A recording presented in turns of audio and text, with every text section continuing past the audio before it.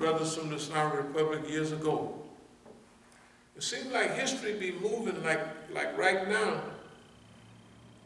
The guys the bootlickers and the easygoing guys that were our friends, and they technically they turned on us. They turned on us, and that's no problem. And they did what boss man told them to do. Cut their ties. No support. Now, it don't mean nothing because everything we did was maybe, of course, to help ourselves, and we developed our community, but it was also, we had their back. Right. Okay, now, the way boss man tells it, he tells them, you cut your ties with this guy because he's a mean guy. And they do it because they want to stay here. There's a difference between the ones who went back home and the ones that stayed here. The ones that stayed here, well, shoot, their kids are now lawyers and everything from the big universities. And I remember, all their kids go to university. Right. All of them been in, well, they're all out now. They got their grandkids are now in the university mostly. Okay, now here's the point.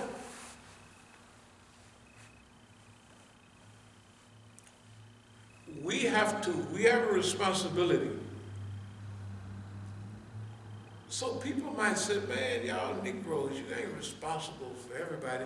We're responsible for everybody that's interacted with us and we've interacted with. That's what we're responsible for. So we have to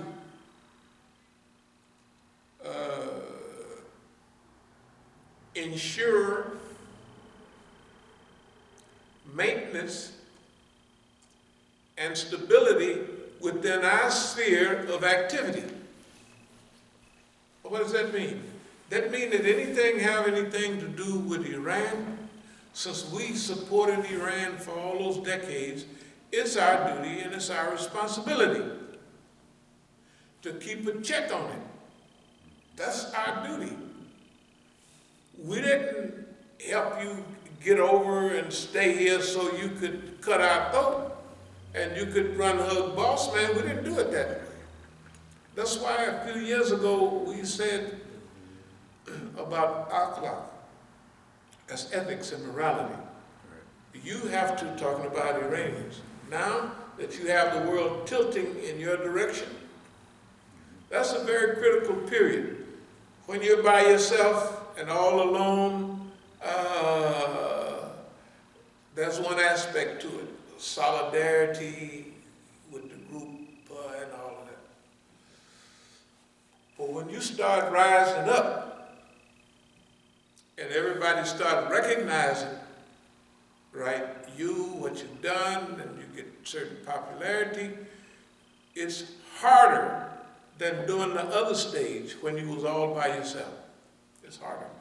It's harder because now you got people coming by to see you. You have people joining up with you. But now is a time when you have to look out for them. Just like China has to have evolved policy in Africa, Iranians have to have an evolved policy in Afghanistan, amongst the Arabs, everybody. And here, okay, we ain't worried about it here because we're not putting up with all of that. We know what we're talking about because we can sleep on people and take it easy and ho-hum. We do that all the time. It's good. It's not necessarily good, but it's colored. And we learn from the old folks how to do that. And it works on people that's not paying attention. And it works on white folks, which Iranians, after they're here a while, they begin to think like and hope like and dream like white folks. They do. I mean, just my opinion. Okay? Therefore, they look at it like what's good for boss man is good for us. Then, okay. Last time I was in Iran was when I came out on the front of the paper and I'm telling them, no more. I ain't been there since. And all the years, 5, 6, 7, 8, or 9, maybe even 10 years before that, it was a big change in policy where I used to come and I'd be the main motivator and director and all of that. They start easing away and they start almost kidnapping me and taking me out in northern Tehran where I would be out there technically by myself. And I might zip by 1 or 2 little programs when the big program is going on. But I noticed, like the cameras, if I was sitting right there, the cameras would be sweeping the whole place. And I'm sitting right there. It would stop right there and go back. I said, boy, this is cold-blooded. And it was visible. It was visible. Because I'm watching and I'm saying, we don't do stuff to be famous, but if the people see you at a special program, right, then you don't have to introduce yourself around the world. You go, right. They know this is our homeboy right here. Yeah. Okay, yeah, I saw it. Okay, if they come zoom, and stop right there, I said, boy, this is cold-blooded. And they do stuff, after a while, they do stuff that is basically stupid and they're trying to, they're doing it visibly. Okay, we put up with it because that's our policy. Draw them in deep, draw them in deep. Mystify them. Let them think they're getting away with something. That's what we've done here in America. Just let everybody think what they want to think. In order to do that, you have to have, you have to know who you are. You can't be like, you got to have your stuff together. That is the most effective policy, and it's a good policy for the mature Negro movement to use, and nobody's going to use it but us. We haven't seen nobody use it. Everybody else have bowed down. What we call it is psycho-discombobulating trap. It's a psychological trap that we studied our people and over the decades, and we could see how they got,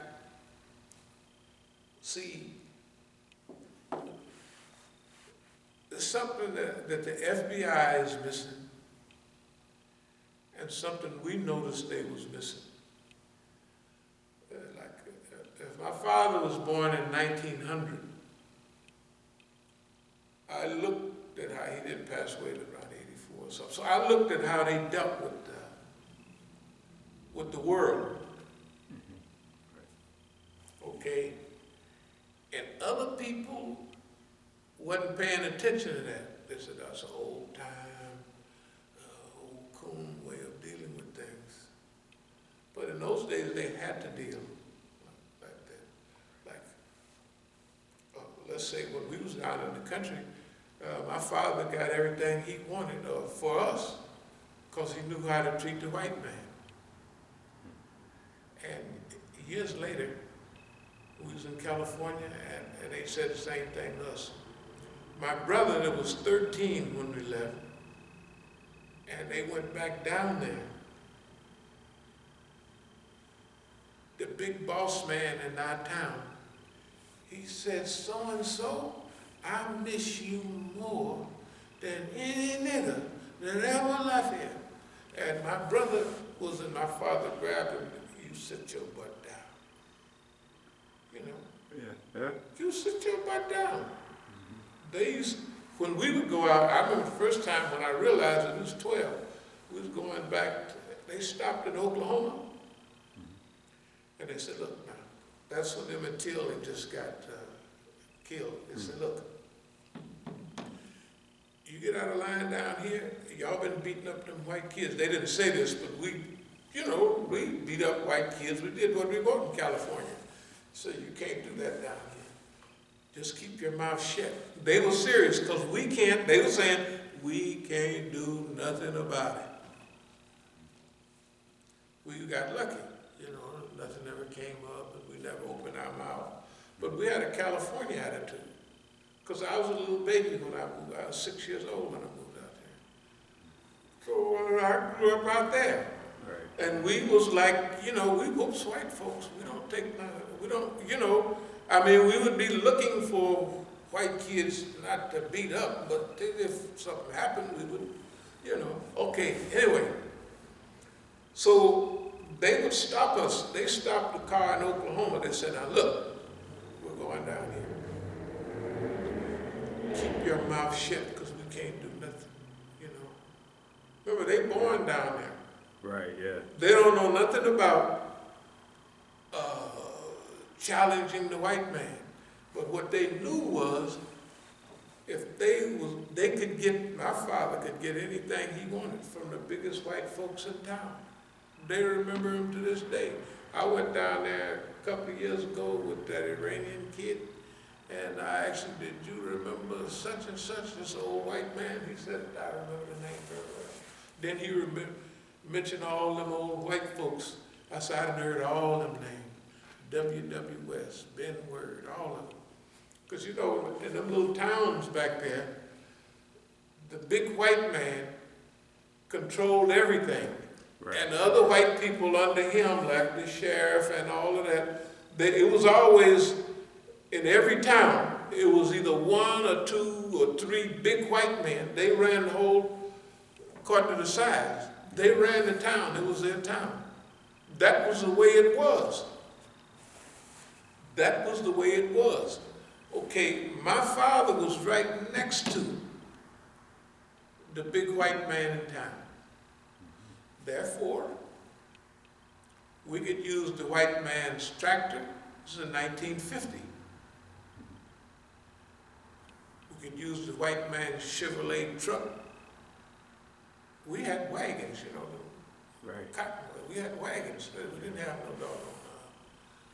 We could use his because my father knew how to work with the white man. Whatever he did, it was like magic. It was like magic. Okay, I studied that. I believe one of the reasons is right now, to this day now, right now, it might be one of the reasons that I'm just cruising around talking bad to the white man, but I know how to play it. Oh, boss man, you know I was just playing. You a good old boss man. All them people they talking about you kill and murder, you was a good old boss man. I do that all the time. Every time things look bad, I come out. It's called cooning the cracker. It's the easiest thing in the world. You got to have fun doing it though. You got to know how, well, no, not them and others. I'm talking about me. I had to do this to do what we want to do.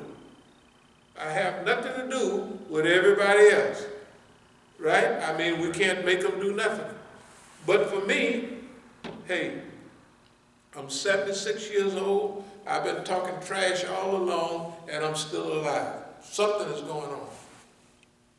Something is going on with nobody on our side, right? Right. Yeah. Something is going on, right? It's called cooning the cracker. Yes, it is. Other people don't even know what it is.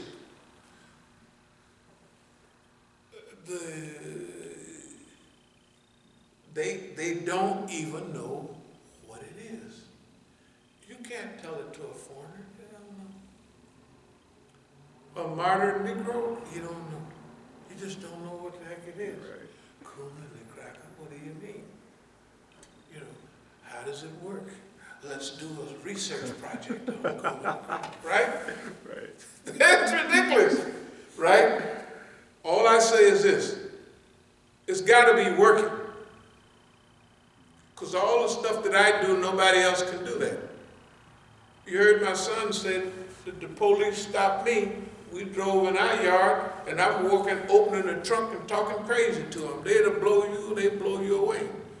But I know what to do. I wait till the environment. I see the one that ran us in the backyard is on the phone. He's on the phone to here. I know who he's talking to here, and I know what they're telling him. Stand down, leave the nigga alone. And the other police, now they watch him to get, because he's a sergeant, to get message from him. So he's relaxed. My son is paranoid, turning flips. Dad, Dad, Dad. So relax. I got this covered. You don't understand that I'm cooning the cracker. And then I tell them before they leave, and get out of Oakland. This is my town. What are you doing here? You don't live here. You know, they shoot people like for that. For the way I've treated the police, the police, the one that kill everybody else. But I wait till the time. And I wait when it's set up, then I go, I move. Then after I move, oh, boss man, you know, Musa, you wouldn't be worried about him. Why, he wouldn't hurt a fly, right? And we done made a laughing stock out of it. We do it every day, how to punk the FBI, how to do this, how to do that. There's nobody else doing it. Could you turn the heat on just a little bit? Okay, now, okay, so we done dealt with the Chinese a little, right? We done dealt with Iran a little, and now we're going to deal a little bit with the so-called Middle East. And when we talk about the Middle East, we're talking mainly about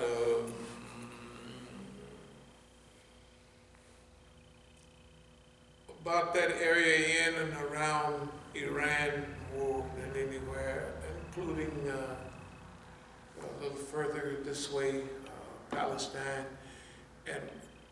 But we want to focus on Yemen for a minute. Yemen has really suffered a lot, and is suffering a lot. But they've survived. Now they've survived, and now the tune is changing. The people are saying to, like Iranians, hey, they're saying to the Americans, well, Iranians is right, you know. Y'all the ones that left the JCPOA, whatever that is, so well, why don't you go on and get back? And then they're telling them, get back as soon as possible, because they're going to have an election in Iran. And you only have maybe, if it's in June, a month and a half or two to get things together. If you want the people that put their life on the line for you to even have a chance, you better get back and, you know, because everybody's laughing at them and talking about them. You trusted the Americans, we all told, because everybody did. They told them, you're crazy. But they, no, America is nice, okay? So just before the election, the Americans are thinking now, hey, we cut our friend's throat, so we better go and try to help them out in a hurry. That's why the last day or two, they're saying, let's get back and open this thing up, and maybe by the time they have the election, they'll have a few fruits and vegetables, and they'll have a good attitude about the people that helped cause them all this trouble. Okay. So, no, we have to be, look, we here at Masjid al-Islam, we have friends, we have foes, and we have to all treat them all according to the way they are acting over a long period of time. We can't shade things because we put our whole basket of eggs in the Iranian basket. We ain't gonna do that. Well, we was down with you. You don't want to help, bump y'all. That's what we gotta, you know. We'll do what we've been doing all along. We don't care whether you, very few people can do that, or will do it. That's what we do. That's what we do. The same thing about Chinese. You can tell all the articles, all the talks, and the time it took for us to research it, to see how we wanted to go with it. And when we come up with what we come up with, we say, hold it. Chinamen, we love you, but you gotta get your butt up and get out of Africa. Leave 2 or 3, I don't mean like thousands. Go back to China and help build up China. You can do it, and that's what we're saying to the Chinese now. You can do it, or you can stay there. Stay there and become the new colonial masters. And the African will put your behind out of Africa like he did the Europeans. Because you're getting like the Europeans. Because that humbleness that drug drags you in, that African rubbing you to sleep, oh, bossy, bossy, and all that. Pretty soon, if you wasn't arrogant when you got there, look at here. The African mentality, the ease and everything, he just cooperates with everything, except for the black people. And then, you sucked in. So, we're not looking for a playland, a nice place to lay down and get a little rest. That's why we friend or foe, we have to stick with what we feel is the truth. We're not going to, I'm sorry, we're not going to go with what makes things feel better. Discombobulating trap. That's like the Thucydides trap. You know, when one is getting big, then the other one get worried about it. This is normal. Therefore, the U.S. is coming at China with everything that it has. And it's open about it. It ain't no secret. Okay? So China needs allies. Okay? You win allies. You don't force allies. You win them. So teach counter-psycho-discombobulating method and process to the masses. That's us. We have to teach psycho-discombobulating process to the masses. That's what we have to do. We have to teach people how to do this. Okay, what we do, it just wouldn't make no sense to nobody. They look at it unless we talk to them. Right? Right, yeah. So we have to teach the people. And we have to teach the people that want to learn. If they don't want to learn, you don't have to worry about us trying to teach you. We ain't going to try to, hey, we're not going to run you down and make you learn nothing. Okay.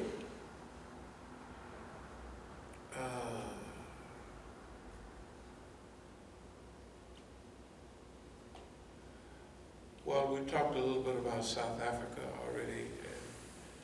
Dr. Khalid